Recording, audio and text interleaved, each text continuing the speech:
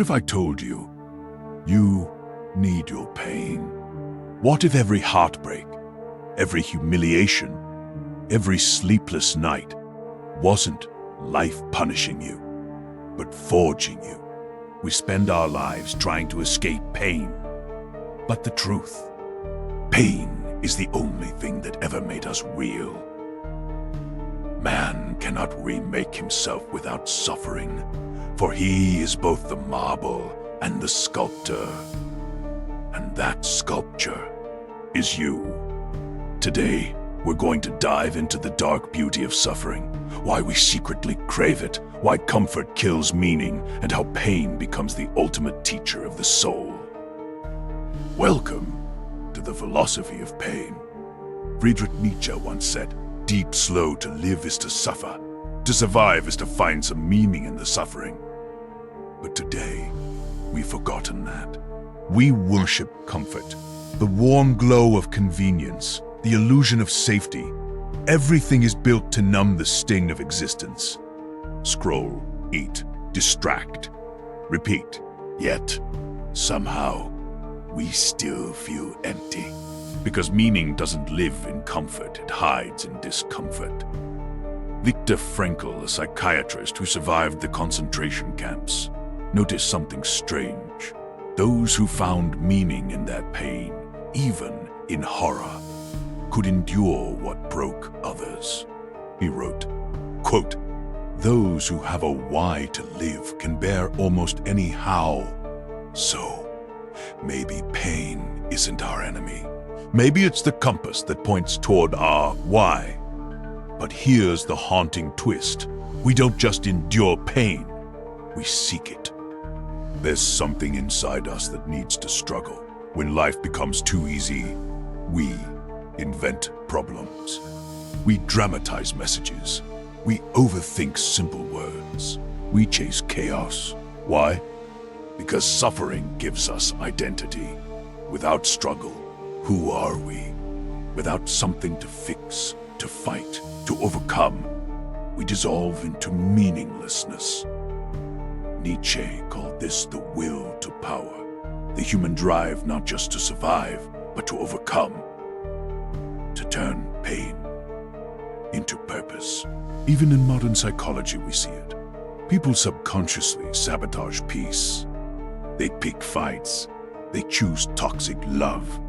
They relive old wounds. Why? Because suffering reminds them they're alive. We love the wound because it proves we exist. Look around. Our culture romanticizes the grind, the hustle, the struggle. Even comfort has become a game of artificial pain.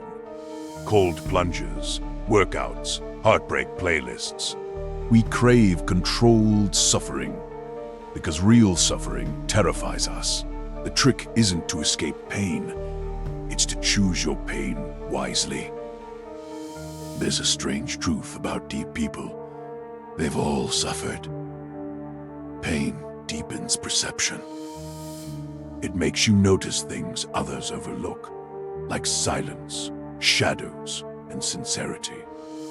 Nietzsche once lost everything: his health, his friends, his sanity.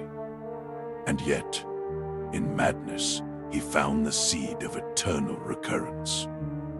The idea that life must be loved exactly as it is, even with all its suffering. Amor fati, love your fate. That's not a slogan. It's a spiritual rebellion.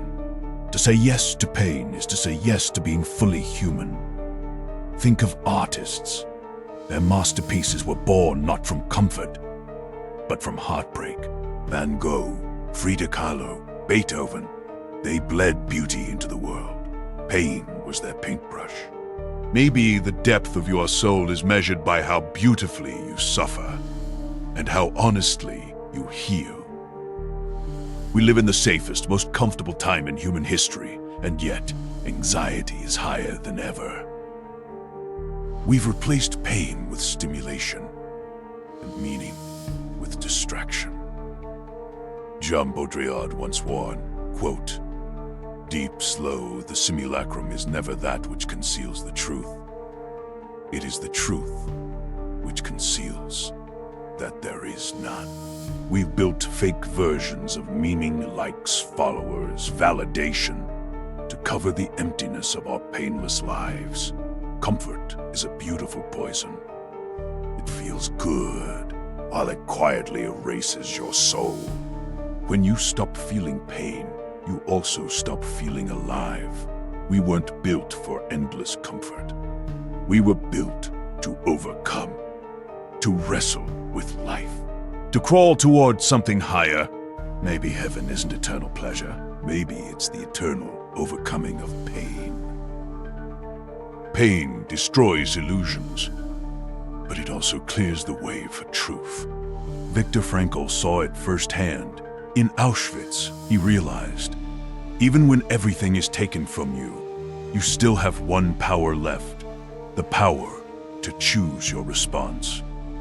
Between stimulus and response, there is a space. In that space is our power to choose. In our choice lies our growth and our freedom. Pain doesn't define you. Your response does.